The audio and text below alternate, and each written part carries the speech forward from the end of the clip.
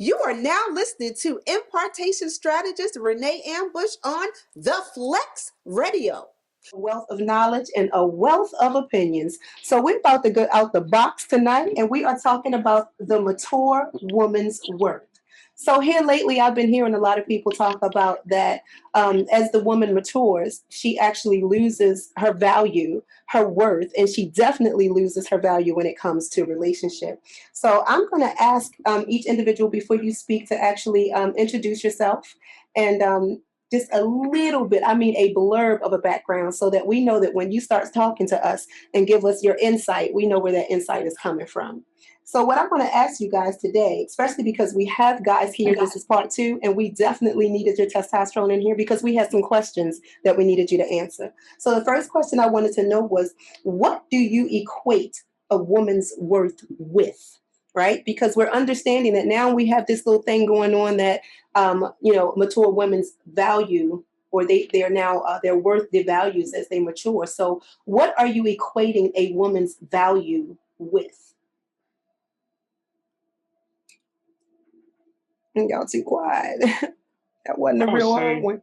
I would say you can equate a woman's value with her level of experience and her forthcoming to a certain situation, a broadened spectrum of ideas, or just all around how she just handles everything with grace. I mean, a woman's grace is more touched, like, because we know what she do when she's scorned, but we don't know how she do when she grace. I like that. So you equate grace with that maturity. I mean, with that worth. I like that. Come on, man, talk to me. My name is Eric Brockman. I'm a bowler. I'm a parent of 2 grown children, and I live in Baltimore. I equate a woman's worth based on Proverbs 31.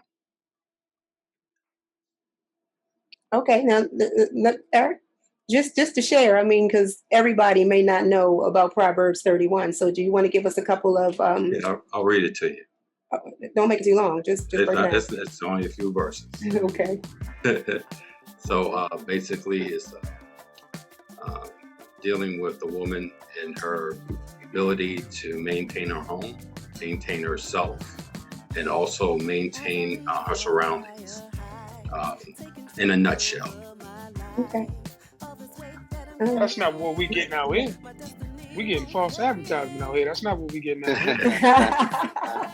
Okay. Let me ask a question. You talked about Introduce yourself. Rev. Hey, Rev. Come on, Rev. You know better. From Baltimore by way of Clearwater, Florida right now. Background, I'm an ordained minister, and I have some pastoral care and counseling in my background. And I'm also a college professor. But anyway, back to the subject. Question is, you say how this woman maintains. The question I have for you is, what do you mean maintain? Because there are all types of forms of maintenance. Proverbs 31, a lot of people refer to it, but they don't tell me what they're interpreting.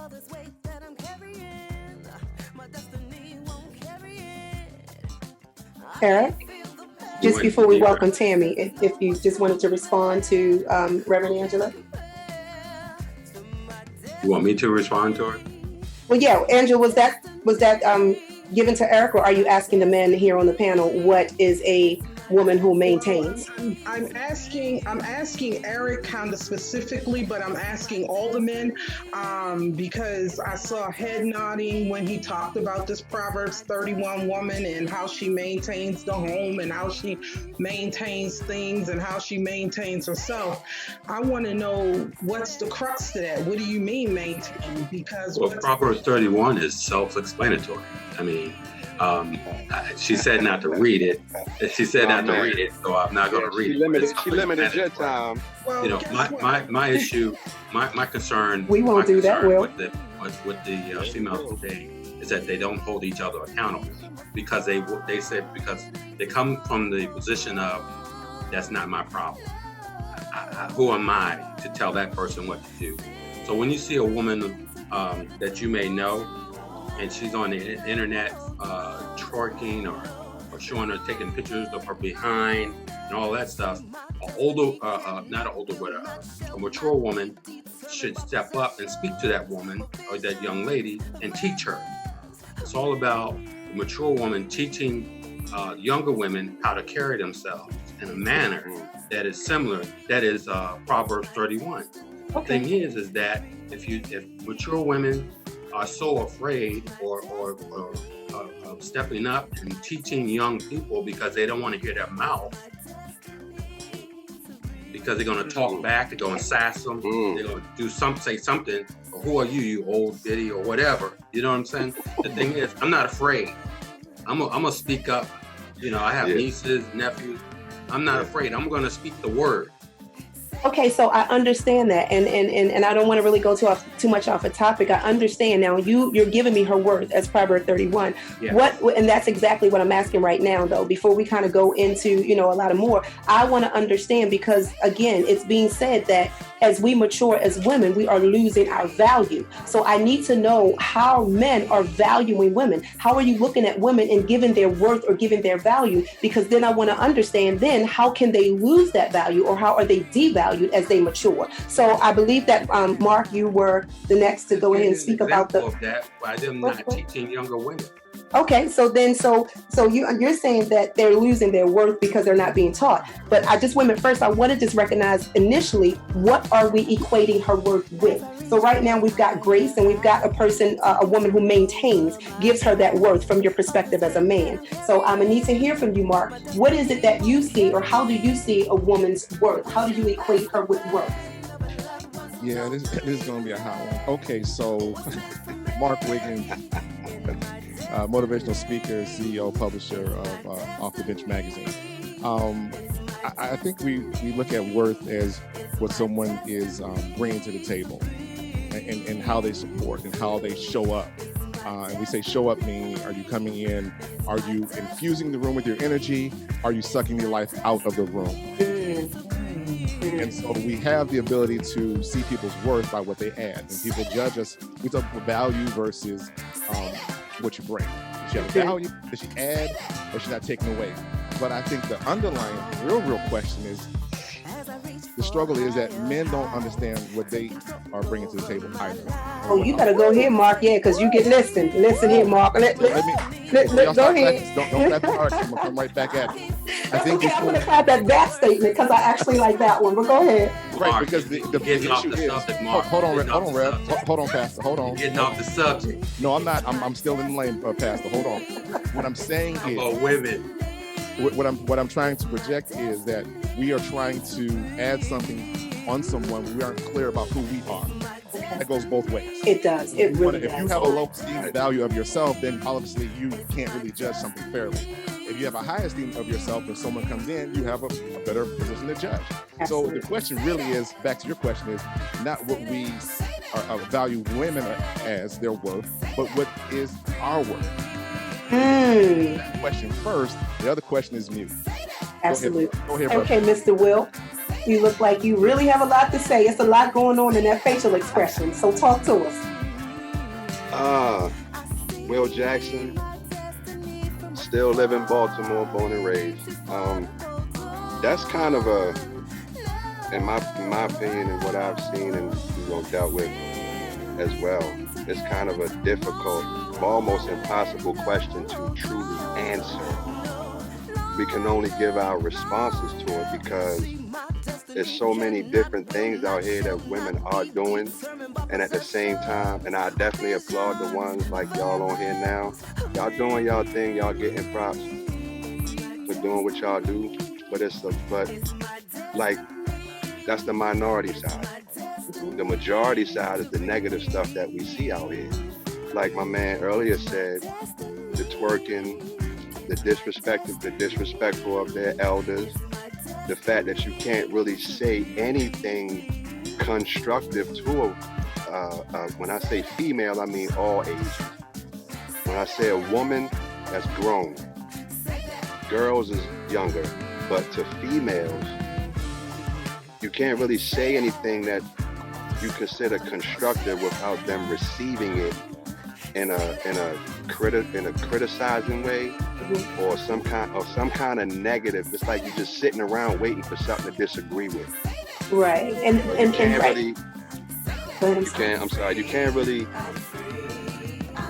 judge. You can't really say. Pretty much, it's all judging. You know. And the motto today, which I never understand, is "Don't judge me." If you didn't judge something, there will be no conversation. Period. Out here in the world, everybody will be mute. Like my man said earlier, it's a mute type of thing. You can't say nothing without the defense kicking in. Do we have to call it judging, or actually, like you said, giving some criticism? Because judgment, That's you're actually you're pronouncing the finite over that individual. But if you are giving constructive criticism, then you're helping to develop or to give into that person, pour something positive to that person in order that they become a better person. Well, I agree with that, but that's not the way I'm sorry, brother. I'm going to say this real quick. Like, that's true, Renee, but the whole thing, you can't really, it's like the word arguing. We only recognize that in a negative light. But just like right now, we're having an argument. Argument is synonymous to conversation, the true definition. But we only use the word in one way. So judging is used in one way, even though it has multiple meanings. You gave one, I gave one.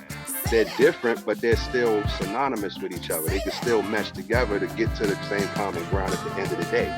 But I think it also kind of goes back to, I apologize, it kind of goes back to, I think what Mark was saying, it's just the individual and their maturity and how they receive it. Right. Like you said, and that's what I'm saying. You can't control the receiving end. You can give, you can come from the deepest part of your heart to help that young lady, that grown woman. But on their end is what you can't control, how they take it in and how they break it down. Then you have to then you got to take them to class to tell them what you meant by that. But by that time, they're already on the defensive. That's just the norm. That could be the norm, but remember, and I know I'm saying this, and when I say the mature woman, I see you, Angie. When I say the mature woman, what I'm really trying to get at is, and I'm getting from you what the worth is. But and I'm getting some good nuggets in reference to how you guys are viewing the women and what you're seeing worth, equating with worth, and how you're interacting and or should interact or believe a woman should be dealt with in reference to bringing her value or her worth, especially when it comes to a relationship, being able to receive constructive criticism, be able to do the self-reflections and things of that nature. And Mark, you said it and you hit it on point, that first and foremost, we have to at least start with what are we putting our value and worth in. And from the men that we have on here, we understand that the value and worth, thank goodness, is way and far beyond her physical. So we're talking about deep things, things that are beyond the core, the things that we just see on the natural. And that is what brings a woman her worth. These are the things that you have said. So when we're talking about devaluing this individual, then we get to go into what you were saying, Will, and some of the things that what you were saying as well, Eric, is why they, I guess, lose the value, or why we lose value even in our maturity, because we're not receiving what it is that actually helps to create our continued value, or bring, like you said, Mark, what we're bringing and things of that nature. The floor is, of course, now open for our women to speak, but Kenda and Tammy hasn't said anything, and I just want to be able to get their input as well. Thank you. I want to jump in. My name is Giselle, and I am coach. Speak up just a little bit more. I'm sorry. Okay, well, I talk like really, really loud, so Bring it. So I was trying to be nice and soft and feminine, because I know sometimes men think that women talk really loud and we have a lot to say. Well, I'm very loud, so just bring it. I'm very loud. Okay. So I am a spiritual coach, and I specialize in feminine power. So I'm very happy to be here. So thank you. And one of the things that I think that men don't want to look at is that their value and power lowers in the physical. So they sometimes will flip it on the woman. And I think that both of parties, as they age, are valuable. I hear a lot of people, not on here though, that talk about Black women, especially, are angry. But we don't talk about the bitter men. And I don't think that that's fair, because oftentimes the men that say that the older women are not valuable, or their value is low, is usually based upon past hurt. And I think that it goes back to what I think one of the brothers said in terms of who you are dating or you're seeing, because you are what and whom you attract. So if you are bringing, That's a two-way street, though. no, it is. No, What does bitter men Two-way street. That's what I want to Yeah, I would like to know what a bitter man is. A bitter man? Comes from the Yeah, opposite. what is that? What is a bitter man? It is a man that is angry at his ex-wife. It is a man that is angry at his baby mama. It is a man that still has mommy issues. It is a man that is mad. First of all, see, that ain't no bitter man. Why isn't it? I mean, it's an emotion. Bitterness is an emotion. So are you saying that men have no emotions? Hold on. Yeah, Okay. plenty of emotion. Men ain't bitter. We broke. Ooh, so men are not bitter, they broken? Say that again, bro. Here, say There that you again. go, One bro. more again for the There record. you go, bro. So wait a minute, are we equating bitter with a female emotion? Because I mean, women are broken as well. We don't want to get this into a finger pointing like. Oh, no, not at all. That's not what I said, by the way. Listen. They're not listening to the whole idea. That's what's wrong now. We have to listen to Brother each Harris other. was talking and trying to analyze the statement. He ain't finished. Brother Harris finished. Go ahead, Jay.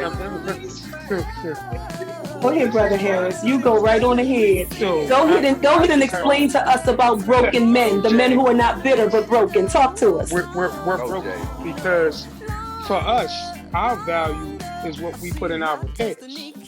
I mean, did you say your value is what you put in your repairs? Yes, because we're broken.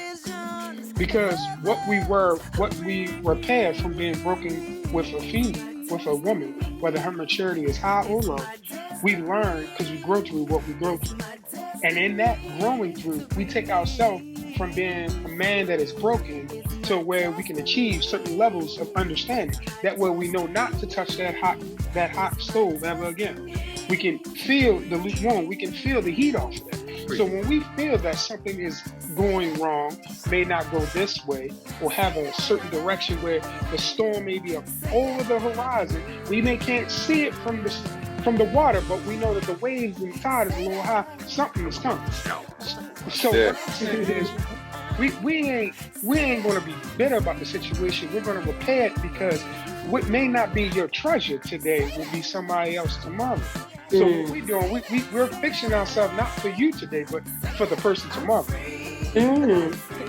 Well said. Can I just say that, yes, listen, when I said that, I said angry women and bitter men. Trust and believe, because as a coach, I deal with women and men, and I am all about accountability. Very much so. That's something that we like, and we all need. We're gonna have to talk about that. Absolutely. That is a dangerous word. No, it is not. That is dangerous, because one side acknowledges it and the other side is allergic to it. Whoa, not so. One person at a time. One person at a time. Exactly. Real. For a experience based upon the people that you attract. I am all about all of that. So if there's a part that Speak up a little bit more, Kendall. if there is something in that woman that does not want to be accountable, that is either an aspect of who you used to be, or something that you still do. Meaning that there's an aspect of who you are that maybe you need to be working, and that woman is a trigger for growth. Oh yeah, I like that word too, trigger. Tammy, I'm sorry, we haven't heard from you. I just want to hear to get your insight before we go forward. We'll fix your face. Are you sure? Because it's getting kind of hot here. Absolutely. It's I mean, real. and that's what we need. This is out the box. Listen, in all honesty, say what it is that you have to say, because at the end of this, what this is going to do is help other people to understand relationships. And that's what we need in our community and it's in our culture. And that's what I'm fighting for. I'm fighting for us to have productive relationships where we deal with the real, that we start going to the inner selves and really digging in the concepts and the things that we need in order that we are whole, in order to be what we need for somebody else. Because right now, like you said, broken, bitter, angry, all that stuff, that's what's going out there. And that's what's bringing forth the perception. And that's what's keeping us together instead of keeping us apart instead of bringing us together. Wait a minute, Angie. We the only race of people that go through this though. Absolutely, absolutely. Tammy, did you want to say something? You don't think so? Wait. Tammy? I'll listen a little bit. No. Okay. No, thank you, sis. No, I quote women from Great Britain, Australia, Ireland, and the United States. And it is not a Black or African American issue. Trust and believe there are quote unquote broken white men or broken white women that do not like to be accountable. Please love us enough to not say that we are the only people that are having relationship problems. Absolutely. Well, I'm going to say we are the ones that are more prevalent to say that we have our problems, because ours are more in the limelight. And I'm going to say this, even though I'm I'm concerned for all people right now. Honestly, as I'm learning more about myself, I'm concerned about our people. And be it as it may, other cultures and other people having this situation, I need for us. You know what I mean? While we're losing our men, while our women are twerking, I need us to get back to a place where we are in position as we were birthed and having the birthright and given through our ancestors and where we were, to be in a place to have productive relationships. And that's a part of what this is about. And Dr. Phillips, your hand's up, so go ahead. Thank you for the space. I think, I'm just going to say this real quick.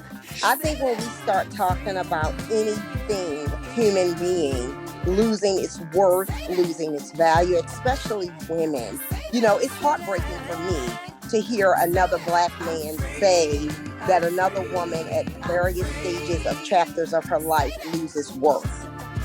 That's immensely hurtful. To believe that any one person, human being, if we have life, breath, and being, we have worth. Mm-hmm.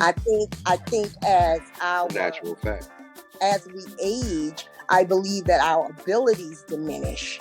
But if we are only valuing ourselves based on how we can produce or what we do, then we have a very superficial lens about life and the trajectory of life. Because as we all live, age, be, and exist, our faculties, our abilities, what we do and what we bring will always change. So it's immensely concerning to me, and I get it. I am, and my husband was sitting here, we were talking about the character of a woman, the essence of a woman, the very, how she conducts herself, how she trains, how she gives back to her community. I think all of those things are values. Mm-hmm. However, I do not buy into the idea, because guess what? When I was down the street twerking, when I was on Rich Hill and North Avenue and Pulaski Street running up and down West Baltimore, a fool out of my mind, I was a little girl of work. Mm-hmm. In the eyes of God, I had purpose. And I find it very offensive when people talk about a human being of worth. We do not begin to value and put worth on individuals until they are dead and they can't hear you say who they are and what they did. So I believe as a people, as a community, if we're going to talk about Black power and Black pride, I believe as a people, we have to value the human worth and dignity of all people, regardless of where they are in the gamut of life. My name is Dr. Phillips, and I'm done speaking. Amen. Thank you. Okay. Go ahead, Angie. Your hand was up. Yeah. So here's where I'm getting to. I just look at what Reverend Eric put in the chat about the Proverbs woman. Now, let me be wholly clear with you right now. As a woman over 50, some of those things I can't do anymore. Those are things that I used to could do. Those are things that I teach my daughters to do. Those are things that I teach women that I counsel to do. However, as Dr. Phillips said, as we get a little older, we're not able to do certain things with grace like we used to could. But what I will say to you as far as the value of a mature woman, I think where this conversation really needs to go is this. As a mature woman, I was out there single in my late 30s, early 40s, and I was considered mature then. And the men who were my age did not see my value. They were looking for the young girl who was twerking. They're in their 40s and they're looking at the little 20-something, 30-something who's still out there twerking and shaking her behind. So my value may have been in question, not because of what I was doing, but because of what society was dictating is the right thing to do. But what I will say to you is this: as a woman over 50 who's aging gracefully, I find myself being hit on by more men who are under the age of 40 now than I did when I was in that age group. And what I understand is that I think sometimes younger men understand the value of an older woman more than men in our own age group. And the other thing I want to say, according to what he put out in Proverbs, most men can't handle a woman that can go out and handle her biz and light her lamps and bring in the wool and the flax, and who can provide and help the family. Because see, there's the competition about, I'm not going to be with a woman who either earns more money than me or whatever. The come up is real. Are you willing to meet up? Well, Let me jump in. I got something on Dr. Reverend Doctor. All right, Reverend Doctor. And while I understand, I agree with what you're saying about the younger and the older and all that kind of good stuff. But I would like to submit this. Some of these things, Proverbs 21 women, that's all they're listed. But the things that are put on men that have to be considered a man, that they have to do, is not, is greater. So we have to live up to all of this. So you expect me to not expect that someone else to do it, but you want the man to do it and then you do nothing. I mean, I see what they're saying in Proverbs 21, but I guess what I'm saying, society is putting it out there that we are going to do all this extra stuff in order to be qualified as a man. And so now this worth conversation comes in. Now, are we worth anything if we don't do what women expect of the man to do? Well, see, and that is something to look at, because like you said, the men, men do have a lot that they have to contend with as well. And, I do understand what you have to go through, and not in totality because I'm not a man, but understanding that, like you said, both parties have to bring something to the table. And that's where that word that we spoke about, accountability, comes in. That's when we have to start talking about both persons doing, self-analysis, self-analyzation, dealing with the triggers and things of nature that they need to do to be able to be productive in a relationship. So even though, we're talking about the value of a women, I do understand that with what you have to bring, that we should not equate your worth with what it is that you bring financially or what you bring as far as providing, but that we have to look. that's what's going on. Exactly. But that's why we're here, to be able to educate and actually give something different, a different perspective, or actually give more insight, that just because that's going on, it's not really, it doesn't have to be all everywhere. Like we're making differences and putting some things into play to tell people, listen, these are the tools and the strategies that you need to have a productive relationship. And Sister Renee, I 100% you, and I see you, Reverend, with your hand raised. Let me drop this. I think the word I want to insert is acceptance. Good word. That's what I want to drop. Until we accept who we are, come on, how we stand, I cannot accept who you are, and that's where the problem comes in. I won't receive you as you are. I'm gonna try to come change you. You're gonna be this woman. You're gonna be that woman. You're gonna be this man. I'm gonna accept you as you are. Absolutely. Right? You gonna deal with me. I'm probably gonna cuss you out every once in a while and drink some liquor, and then I'm gonna go for it. This is what you're gonna get, right? Does that make me anything less? Does it make me anything less? But no, it does not. and accept who you are, then we can begin to work together and be accountable. I can't be accountable to you if I want to accept myself. Well, what happens, and I like that Mark talks about acceptance. What happens if preference says, I don't accept this, right? To me, that does not say that an individual lose their worth. It just says that my preference is not this individual. Right. You don't match. And I think one of the things as a mature person that I had to deal with is that when there was rejection from someone, I took that joint personally. Like, what's wrong with me? I'm dying. I must not be any good. And so if you just didn't match. Yeah. It's okay. It's absolutely okay. Instead of trying to make something fit that doesn't fit, then we just move on. And try our best to move on and become a better individual, to your point, sister. If we don't match, we don't match. And if it's value and worth or perspective. Right. Absolutely, of the individual. When it comes to sport, and I talk about this in my podcast, when athletes are on the market, they're assigned a value. Why should he be paid $41 million? He's not worth that. Well, the athlete goes, I am worth that. And so now the discussion is, will I accept what you put on me as a value, or I'll maintain my level of my worth? It's that simple. So it is a matter of perspective and the way you put the word out there. It's how I see it. Your value could be here or it could be down here, but my worth is internal. You can't change my worth is what I believe I'm worth. And until we accept that, then we're going to have these continual problems of giving ourselves up or sacrificing, submitting too far. Should be submissive, I get that. But then we're going to over submit and then we're going to be mad and angry. I'm done talking. So Thank you, Mark. And a lot of, like you said, a lot of good points in that. Like, you have to recognize, and that was something that you just said. You recognize the trigger for yourself and understanding that this person, even though the person wasn't your problem, but that this person triggered something in you, even though in the whole scope of things, it just wasn't the person for you. So it wasn't that it was a bad person or the wrong person, it was just not the person for you. And I think that's something else that we have to focus on in these relationships. Like you said, you have to understand what you're willing and able to accept when you're dealing with a relationship. You have to know what is your triggers, what is your level, what is your way of understanding or operating, in order that you know what it is or who is the best person for you. And that if it's not that person that's for you, that it doesn't mean that it's something wrong with you or the other person. I'm gonna need you to fix your face, Jonathan, but go ahead, Angie. Yeah, my face is a little disturbed right now because I got a whole new perspective right now, and I'm listening to all this, and I'm like, you know what? The problem is, I feel like we forgot to get back to basics.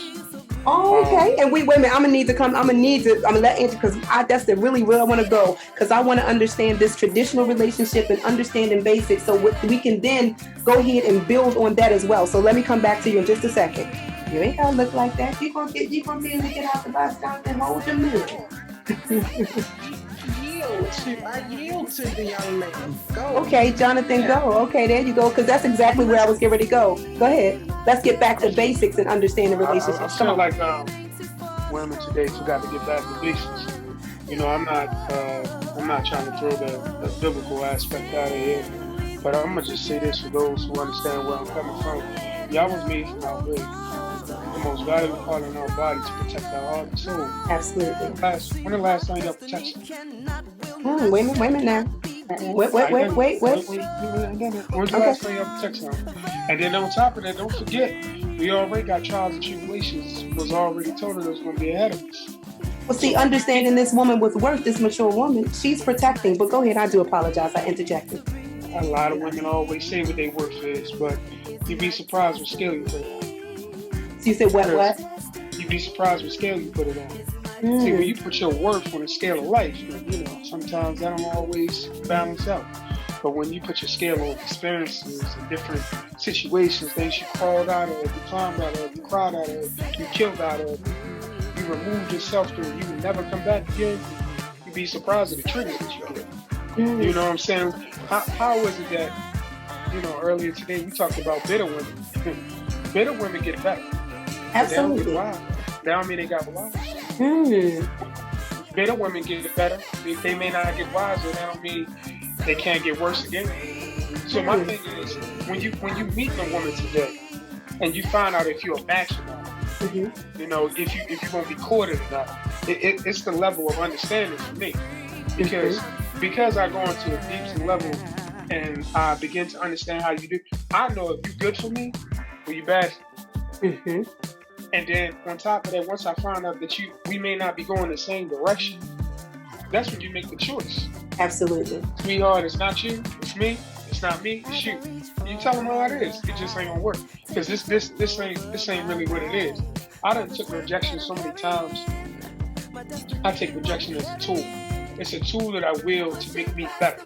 And when I decide to use that tool to make me better is because I was not what you needed at the time, right now. But down the road, I may be what you need down the road. So we may be ahead of each other. And down the road, we may be just right for each other. Or maybe we just have to be friends. It's the level of understanding because as a young man, older women, they bring a level of, how can I say, smoothness to it. Because an older woman can tell you what she not going to deal with, what she ain't going to deal with. You got to deal with less bumps and bruises when you're dealing with an older woman. When you're dealing with a woman that's your age or your age bracket, you deal with a lot of bumps, a lot of hills. What age bracket is that? I apologize, but what age bracket are you speaking? Well, just give me a bracket. Okay, 30. I'm in my 30s. Okay. So I'm in my mid 30s. So I deal with a lot of hills, a lot of different grass, up and downs, peak values or something. So it's the level of when you understand deep things when it comes to deep people you deal with. Because a person, you can meet a woman, her maturity level is high, but her common sense is low. When you meet a woman when it got low common sense, but her worth is up there, now you gotta think about her purpose. Because now she's not living out her purpose now. She's just out here running amok. And then you gotta remember the women that be out here just laying down with dogs and they get fleas.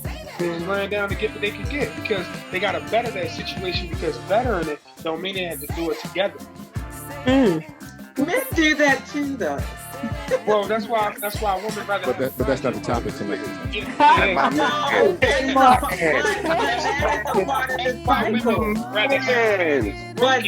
But that's the part of the cycle, though. A man is broken, and that is a project where she can build, so she can put her stamp and her work. You gotta absolutely know that and listen and understand and know if you have the right tools to help build that broken man. Tammy, I see your hand up. Okay, I just wanted to kind of go back to what I think the pastor said earlier about the mature women teaching the younger women. My question to that is, because he sounded like he had a lot of experience with that. So my question is, if people are not raising their children like they should anyway, what makes you think that they gonna listen to somebody else try and tell them what they supposed to do, how they supposed to carry themselves and not work and this, that, and the other? I'm just wondering. Where's that coming from? Can I jump in on that one, or that was directly to the? No, that's what I was gonna ask. Yeah, to the man. I do it every day. And I am a Titus 3 and 5 woman. Absolutely, I'm going to be Lois. Absolutely. I'm going to pull you up. And you. We're going to talk about these jeans hanging down. We're going to talk about these boobs stuck out. Absolutely. We're going to talk about how to love yourself and what is going on. And I thank God, again, it's my gift, right? I have a gift for people, but it's also my education and my training of how I approach people. But by the grace of God, I've approached some of the most roguish folks down in the hood with some conversation that they may have cussed their mama out over. But by my approach, I am a villager. It was some woman that loved me to life when I was dirty. And I am intentional about it. So I do believe, regardless of how that tree, who planted that seed, I think we all have duty and power and capability. Who was it that said some plant, some water, but and God gives the increase. And I have to say to that, Dr. Phillips, you're absolutely right. And even though we're talking about the worth and we're getting the men's perspective, I'm very, I would say, kind of hard on sisters, because we do have to be in a position that we, first of all, know ourselves, and then actually link with each other in order that we are supporting the men. It's no way that we can ask them, we can kick them at their shins and tell them to run real fast. And if anything, we are to be their peace. After all the world has beat them up and everything like that, they don't want to come home if we got issues and challenges because we haven't dealt with ourselves. So it is our responsibility to talk to the young women and tell them what's going on with them. And yeah, you might get feedback, you may get mouth, because I was one of the mouthy people. But look at how I turned out. Somebody had to plant the seed, and somebody had to care enough or show me that they cared enough about me to tell me about me, so that I can get into a position and do the very same thing. And I understand that we have a problem sometimes as women with the word submission. But if we only understand what Brother Jonathan was talking about, saying how we are the strength, how we are the rib, we have to understand our strength and what to do with it. And if we don't know what to do with ourselves, like Brother Mark said, then we're not going to be able to know what to do with the man that comes to us. So we're going to have to hold each other accountable as well, so that we can start upholding the leader in the position that he's been given, but in the authority that we've been given as well. Reverend Andrew, go ahead. Can I say something? So here, check this out. Where we at? Who's talking? Angie, I heard a male's voice said, "Can I say something?" And then Oh, that was me. I wanted to say something. But I'm a gentleman. Ladies first. Fine, that's sweet. Go ahead, Reverend. Don't take all I'm going to say.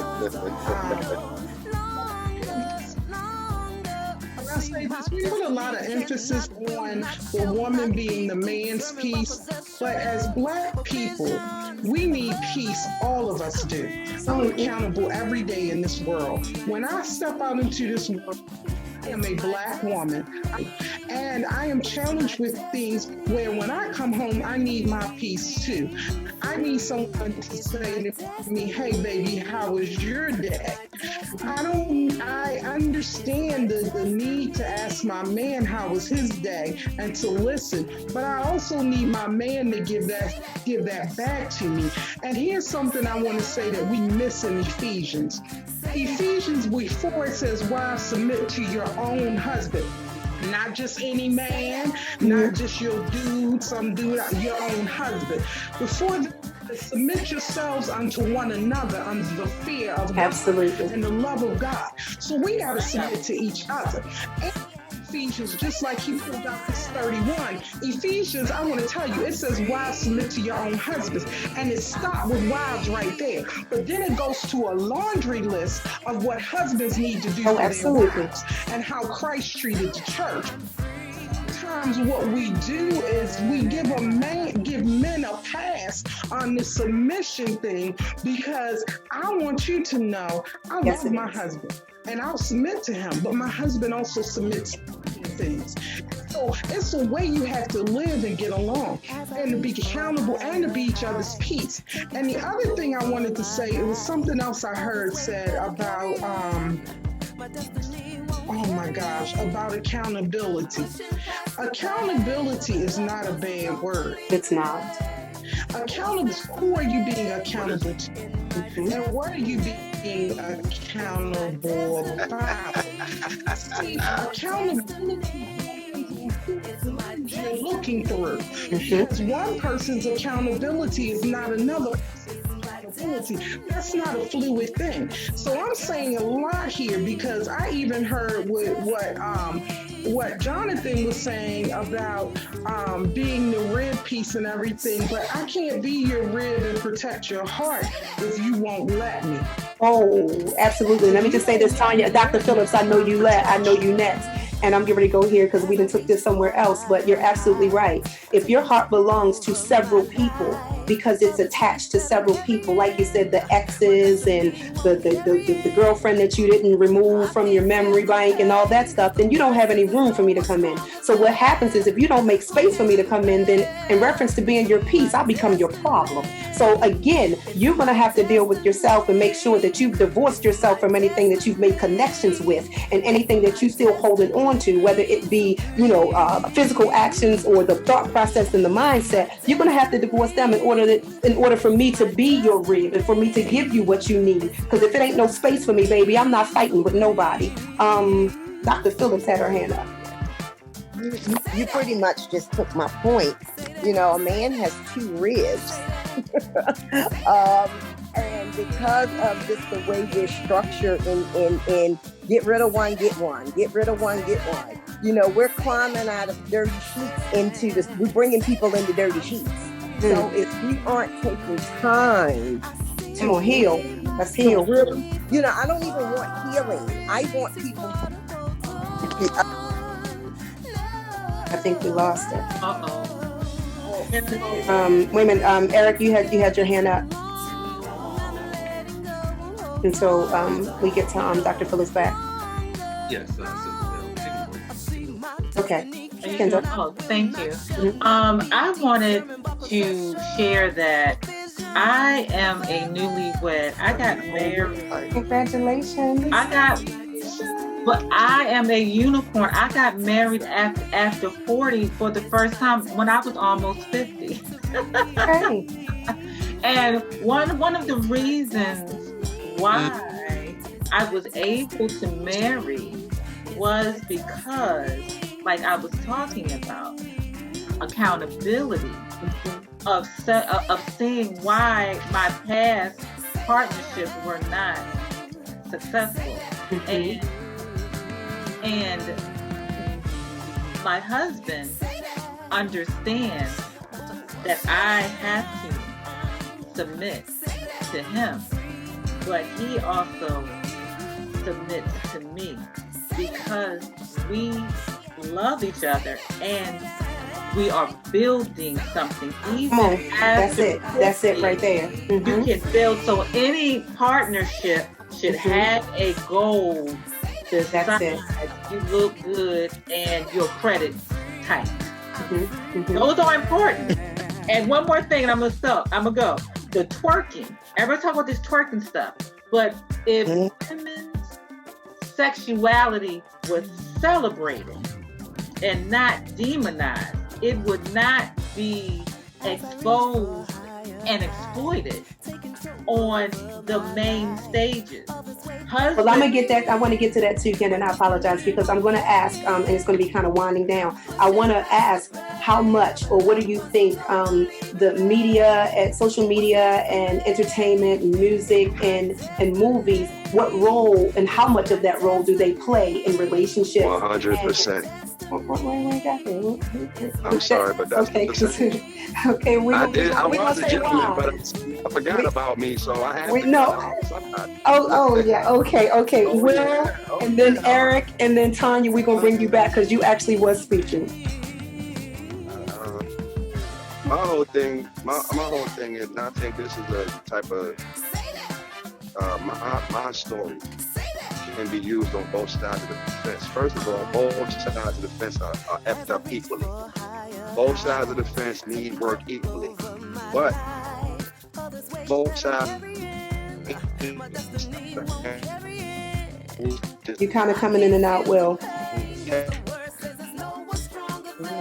I'm about to drop something.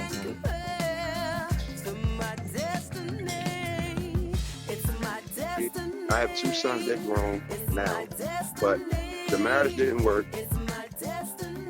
I fell off. I've never been married before. I've never been divorced before. I've never had kids before this thing. I don't blame her at all. I blame myself. I hold myself accountable, which is what both sides need to do. Hold yourself accountable. Nobody else holds you accountable. And we won't have these attitudes and defensive responses or reflexes when someone else holds you accountable or attempts to hold you accountable. I ended up homeless. I'm not talking technically homeless where you're under somebody else's roof. I'm talking about really homeless out here on the street, sleeping down Federal Hill Park bench in the wintertime with a leather coat with no zipper, and being keeping it a meal with y'all because I deal with y'all. a half a pound of weed so I could eat. Now, the whole point of that is I got myself out of that hole. with nobody to thank. Of course, my brother John was always there for me since we met in the barbershop and I cut the hell out of his hair. You know, but that's my brother. He knows my story in full. I tell my story in a victorious way and never a defeated way because I came out of that. I held myself accountable for my actions as to why the marriage didn't work. Whether she holds herself accountable or not, I can't afford that. I can't afford to worry about that. Absolutely. And that's what I feel as though the problem is with us as a people, as melanated people. Because I mean, black, we use black because that's what we're programmed to use. But it's used in a negative light. If you ever listen to other races say that word, they stretch the word out. So it doesn't hit my ear good. But as a melanated people, we had that power. We used to be together. Absolutely. We chose each other. But somewhere down the line, the man stepped in and gave an offer. And it was accepted. And that's the part that's not gonna get acknowledged. And if you don't know what that is, the welfare system. Oh, absolutely. I understood. The man had to leave. The man could not be in the house. So now we're talking the switch around the 70s. Absolutely. So, Did he leave? sorry, Okay. Okay. They chose. Can y'all hear me? Can y'all hear me? Go ahead, bro. We can hear you. Yes, we can hear you well. Yes. My Bluetooth in the car went out. So yeah, but like I said, they made a choice, and we weren't the choice. So in my opinion, until that gets acknowledged and dealt with, we're never going to be able to come back as a people to be a couple. We're too individualized. We can always say Black Lives Matter, but how does it matter if we out here killing each other ourselves? We always ready to. It's like I can talk about my family, but you can't. So to me, that means we can kill each other, but nobody else can. And that's another reason for why we're here tonight. And that's what I'm saying. And that's why we're here tonight.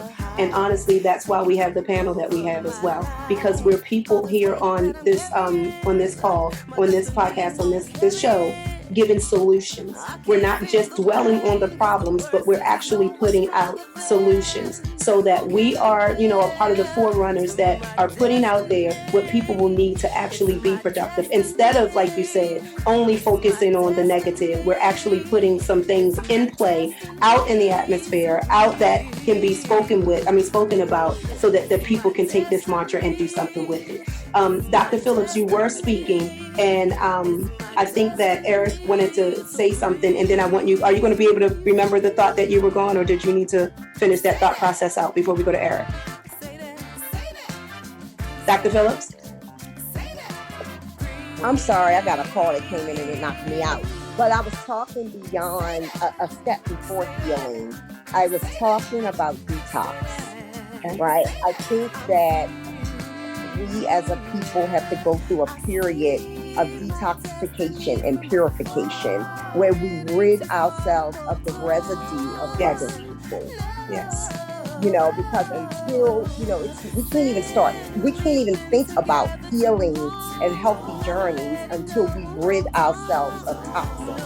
And when we start talking about the value and worth of a person, we share that. That's about perception, right? That's about, what I think I need for me or what I want for me. And it's usually grounded in expectations, which further complicates things in relationships. So I think when we start talking about way forward for, relationships and quality sustainability of relationships, we have to understand that strengths and limitations are a part of a people, right? Strengths and limitations, we all have them. And when we focus more so on an individual's limitations, that's where we tend to add value and worth and all of these things. But I don't believe that age should diminish, because if that is true, what legacy do we leave if we begin to diminish before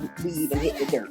Absolutely. And understanding that it is our culture and our history, that it is the African American woman or the African woman that brings forth a lot of wisdom. So it's actually a lot of worth in the older woman. So we want to definitely recognize that. Eric? Yeah, what I want to say, I'm going to leave you with this. Someone once told me, they said, Can you speak up just a little bit? A woman selects her boyfriend, and a man gets his wife. Interesting. And to say that is, initially the woman is in control of her relationship, who she chooses to be in a relationship with initially. And the thing is that if she's not picking wisely the type of man that she wants to be with, she has a vision of the type of man that she wants, right? A lot of it sometimes is based on fantasy, because women read these books and they get certain ideas and stuff like that.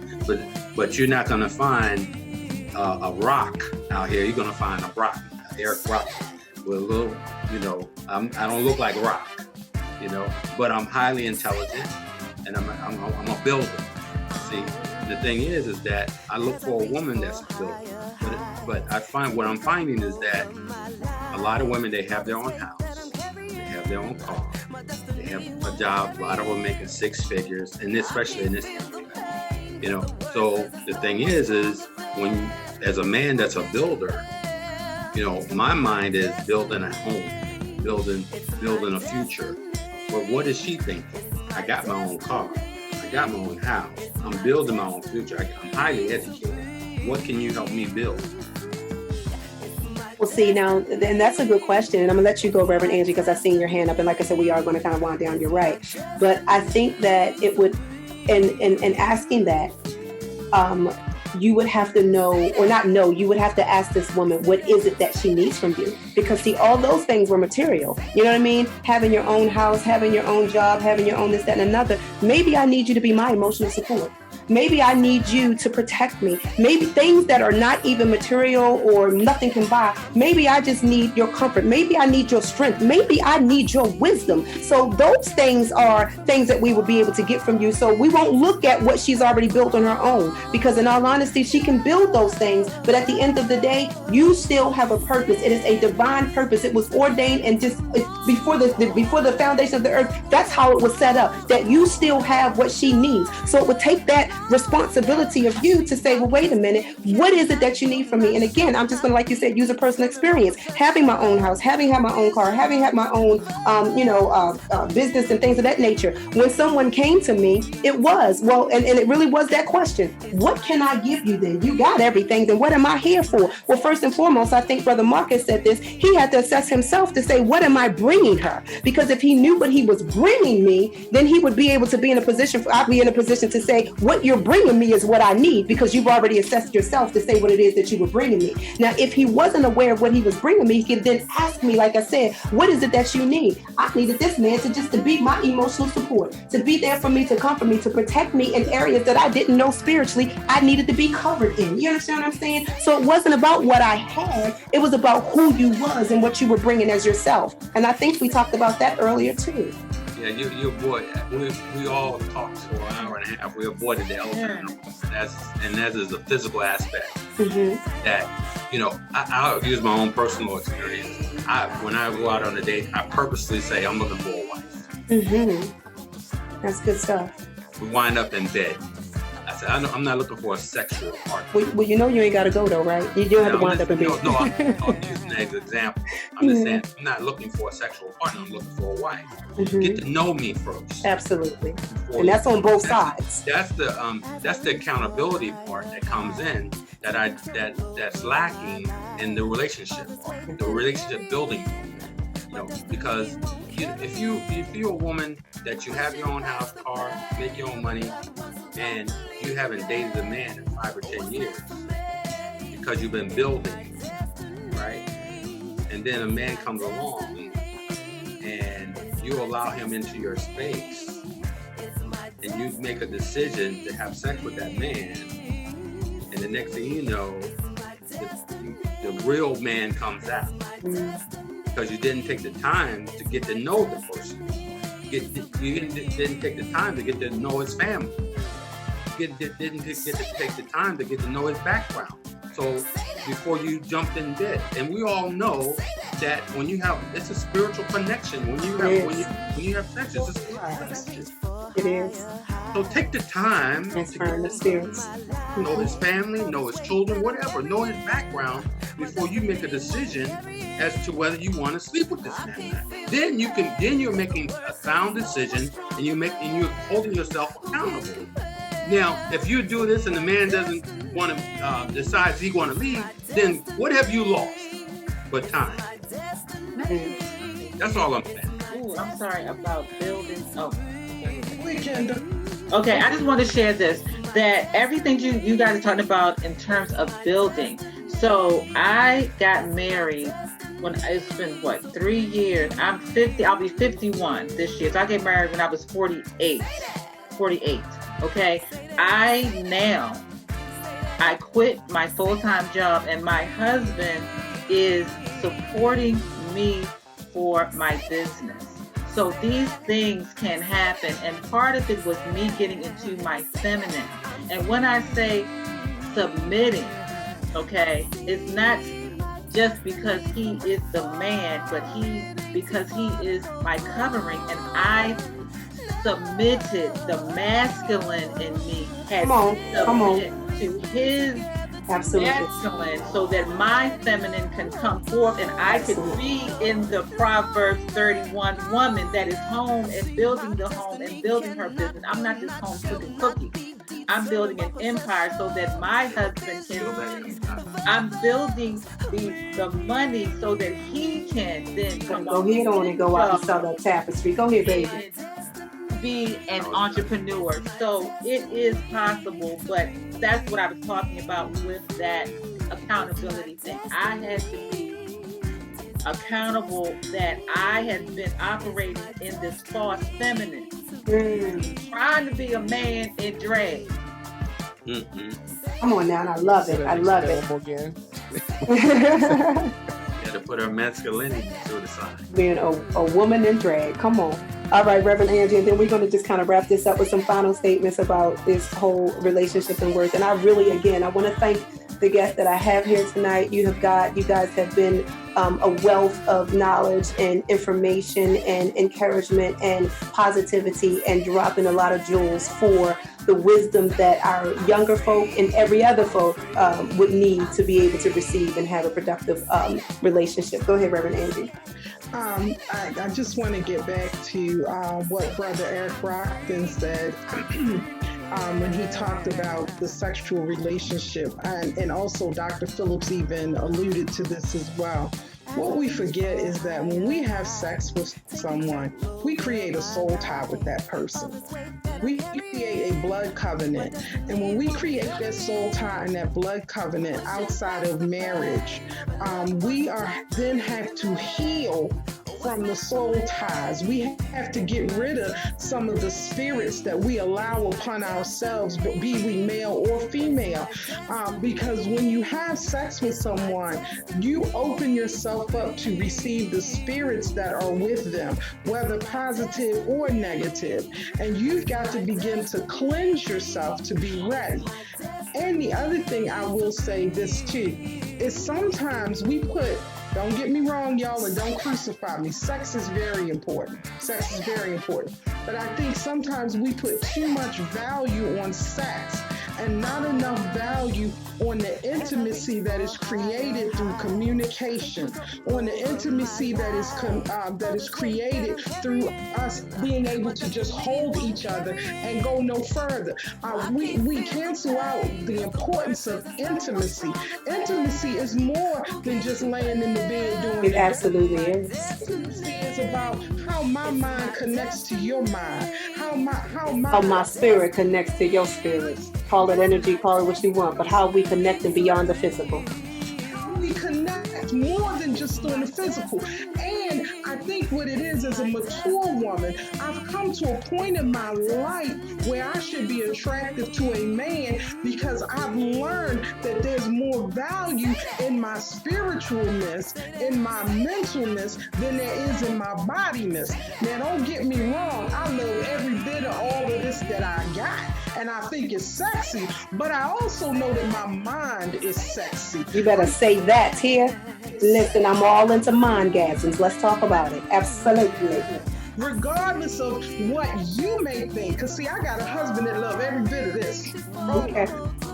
I do want to say this, Reverend Angie, is that from what you were saying, you're right. There's a whole lot of married single people out here because they don't know that they're actually still attached to other souls. You're absolutely right. Yes, they're still attached to those souls that they had sex with before they got married. That they did not divorce. Clean themselves up.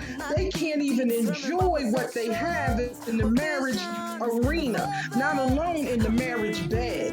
And sometimes we jump into this, I'm gonna live with you, I'm gonna do all of these things with you because it's gonna prepare us for marriage. But that don't prepare you for marriage. I done seen too many marriages fail after the whole living together scenario.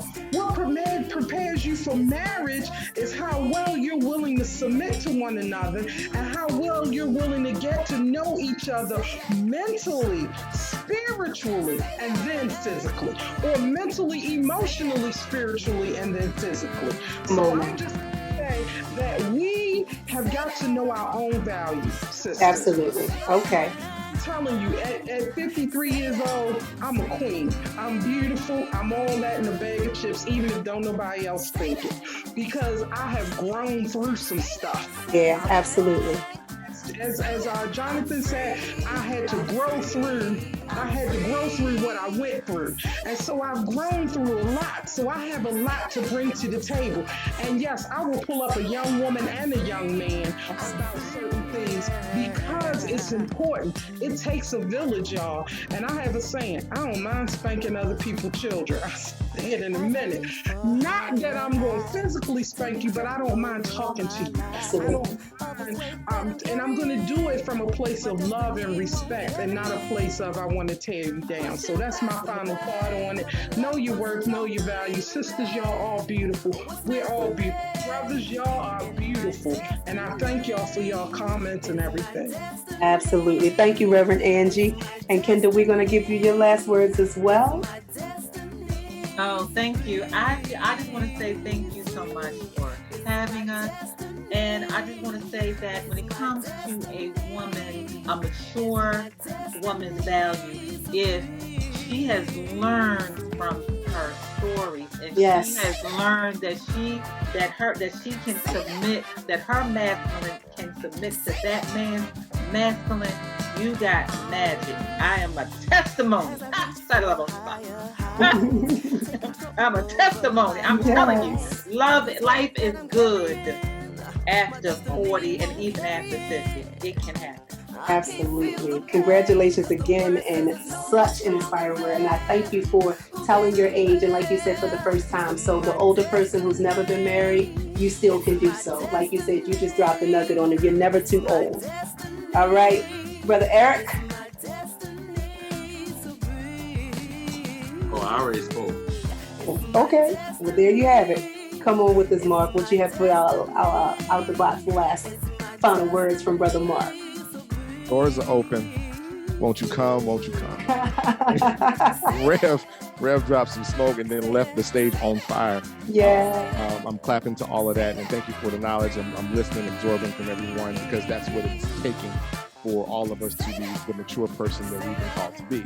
Maturity says that you listen and talk less and listen more, right? And then you impart wisdom on others. And so you stop talking, you hear the person. Renee, you said a couple things. I've been taking notes. And you talked about the woman who spoke to you, and along the way, what I'm going to submit to the group and to everyone else out here is that cycle has to continue. And one message didn't make the whole change for you, right? It takes 7 times on a commercial for you to actually hear a jingle or whatever. So does that say?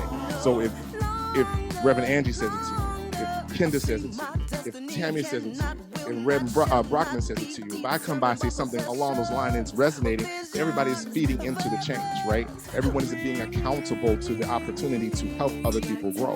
And this is what this is about. Understanding your worth. The conversation was, what is the worth? And I still say, I can't give you your worth. I can only assign a value. And if you don't know your worth, then I know my value. And if they don't even come close, we can't negotiate, then there is no relationship. There's no understanding. You can't sell me on your worth. I'm just using the sales terminology. You have to sell it, but you know what I mean? You can't sell me on your worth, and I can't sell you on my value. Then what do we have? So it really does come to those things. And we talk about accountability, and we throw that word around, and you kind of got to it. I was hoping people would get more into what does it actually mean? We tell people to drop stuff like leadership. Well, what does it really mean to be a leader? I don't know, but that's just what I heard. But what does it mean to be accountable? And it means to be that to yourself as well. And to the men and to the ladies, again, knowing who you are and what you're going to tolerate. And then, right? It took a long time for me to go through a minefield of triggers. I was in, it was a disaster while it was happening, but I thank this person when I see her for those moments, because I now see some stuff I didn't see. Absolutely. I look back at my divorced wife situation and go, yeah, well, I was raggedy. But you know what? I ain't that dude. And Absolutely. we have to allow people to grow and mature and not be those things no more, and quit holding things over other people's heads and stop holding to a standard that you, family, ain't even holding yourself up to. So therefore, I say, that's how we respect and appreciate the mature woman. And for those who think there's mature woman doesn't exist, I dare say you have no understanding what true value and maturity is. I'm out. Absolutely. Thank you, Mark. That was amazing. Thank you. Good stuff and good noting. All right, Brother Jonathan.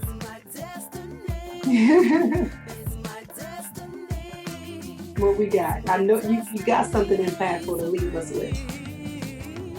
You're on mute, Jonathan. I'm sorry about that. I got a lot of things to say. Try to condense them the best way I can. I'm a man of not a whole lot of words. When I decide to use them, my whole thing hit you up.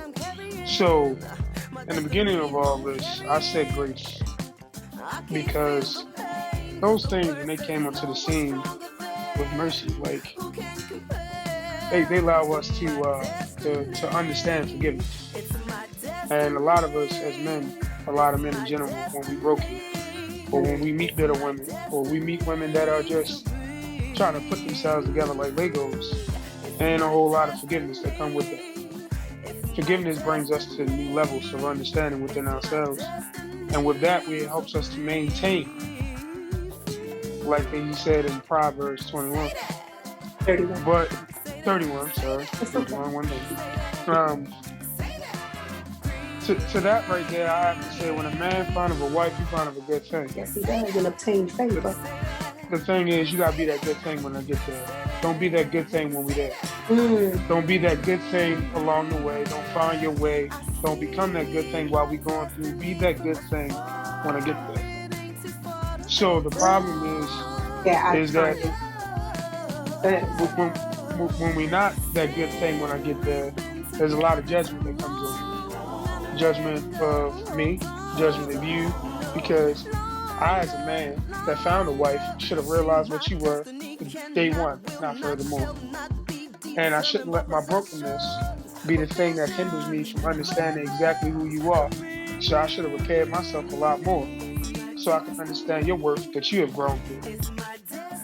And then that understand that everybody and everyone goes through hurt, but it's how you purify yourself and cleanse yourself to help you further along of knowing what makes your wisdom more wise. Because like DMX said, you know, you gotta understand wisdom and see it for what it is. You just gotta be thankful that you can see it better for what it is. And you gotta be able to see people better for who they are. You know what I'm saying? For how they are. And when it comes down to all of it, is that when you see through all that, you have to accept it, whatever shape, form, and fashion, what it is. And the problem is we're not wanting to accept it. We want to do some tweaks, changes, alternate. It's not enough what it is, what it is. Because once you learn to accept it, y'all decide if you want to go. And that's all I got to say. Well, that was a lot. That was full. I told you I try to condense it. No, it was good stuff. It was good stuff. All right, Brother Will. Want to give us your final words for tonight? You're muted, Will. Yeah, I'll meet you, bro. I'm mute.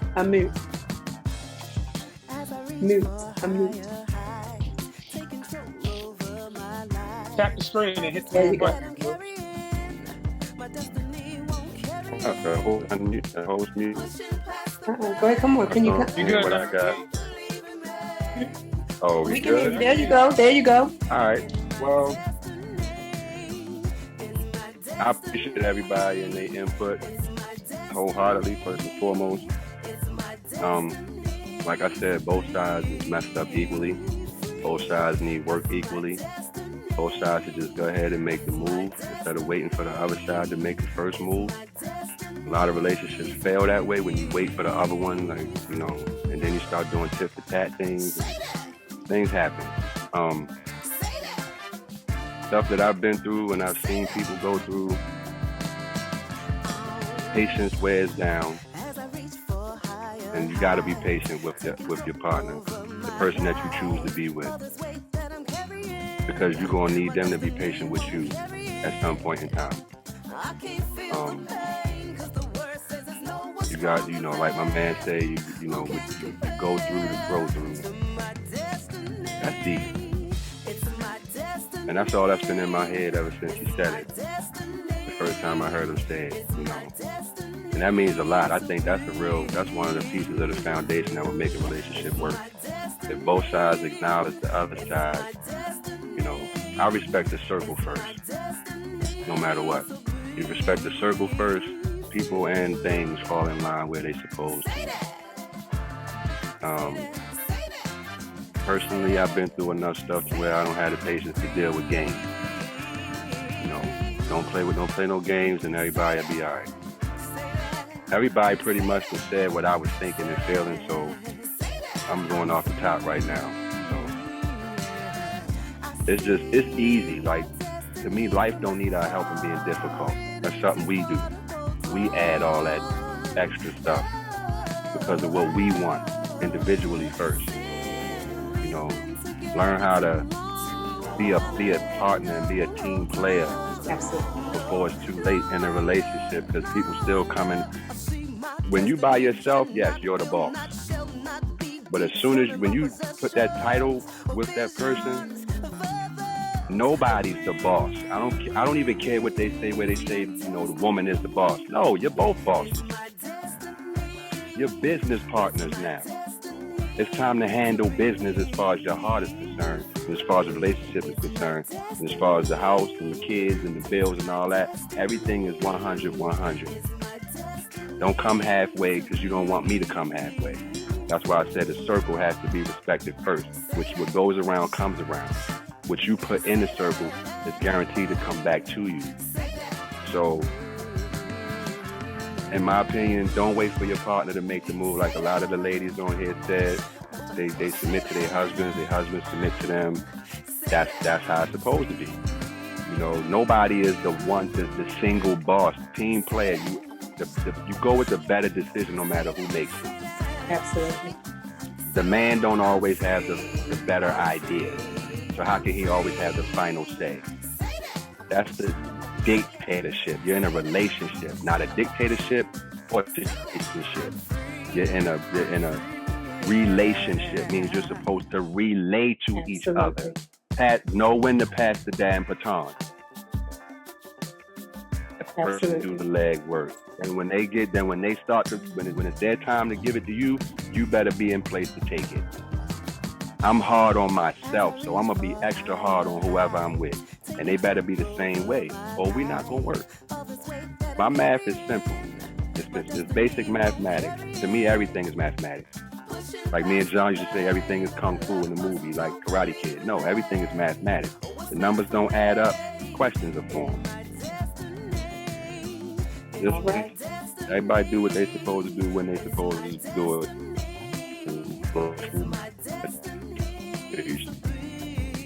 All right. Well, thank you, Brother William. All Thank right. you for He be going weird up on us. Okay. You are thank you so for welcome. letting us Thank you. have our 5 minutes. We good. Absolutely. And listen, I'm fair. Did want to say one thing. Okay, wait a minute. Let me just go ahead and get the rest of them in. Go ahead, Tammy. I'd like to thank everybody for their comments. I mean, it's been a wonderful conversation. It just looks like we have work to do. That's all. And I agree with mostly what everybody said. I just pray that the lines of communication stay open and that we just keep on learning and growing together. And just, put an end to all the fighting. Let's work it out. Let's grow together. Let's do this together. Gotcha. Thank you, Tammy. Thank you for being with us tonight. Dr. Phillips. I was just sitting here reading, and I think I didn't add this, and thank you, honey, for being here. My husband's been a quiet for learner tonight. Thank you, husband. But I was meeting and we were talking, and I've been with the same dude for 30 years. And there has been a lot of growth and maturity and healing. And, this is not platform for our testimony, but we both were sitting here and he started talking about 1 Corinthians 13, what love is. Come on, that's absolutely it suffereth long, it endures all things, it hopeth all things, it believes all things. And I think, we can move, we know there are all types of love, romantic love, agape love, but if we can just make love our foundation, that signifies growth. Thank you, Sister. I'm with Dr. Phillips. And in addition to that, and Brother Eric, I haven't forgotten you. It's funny because next week's topic is talking about love. And as we talk about relationships, when we talk about understanding what real love is, we're going to have to talk about, and it's going to be crazy, how we can still have love for the relationships that we're no longer in, but not be connected to them. Because when we understand what love is, we understand that it's not a feeling, and that you can fall in love, but if you genuinely love a person, you never stop loving that person. So we're going to have to start talking about that and those relationships too, to bring brokenness and healing to exes and things of that nature, so that we can understand love. Okay, Eric. Thanks. I want to thank you for having this. It's very insightful. I think very valuable to me. I can take a lot away from it. The thing is that the key words that I take away from here: accountability, building, and respect. So, and also love. I take those key words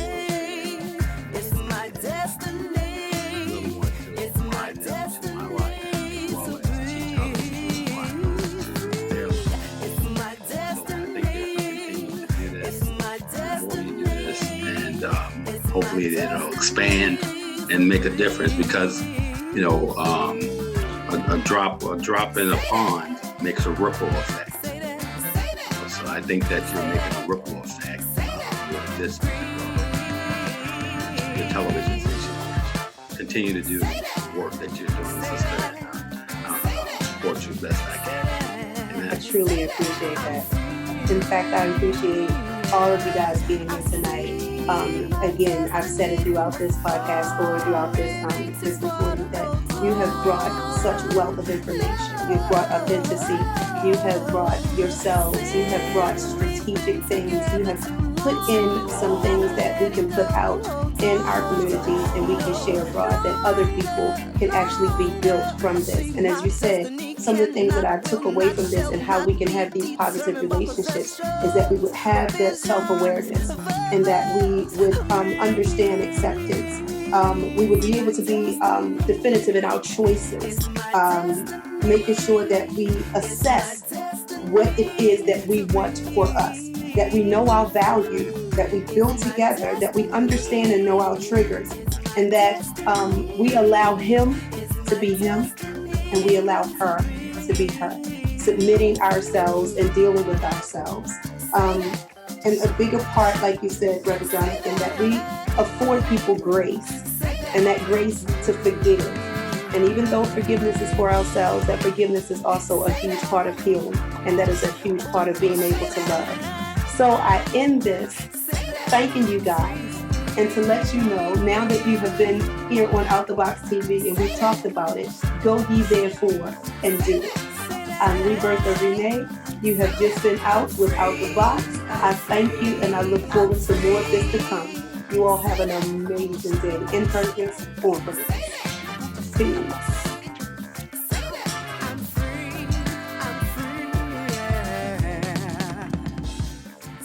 Thank you, guys. Thank you, Renee. It's so welcome. It's so welcome. Appreciate you.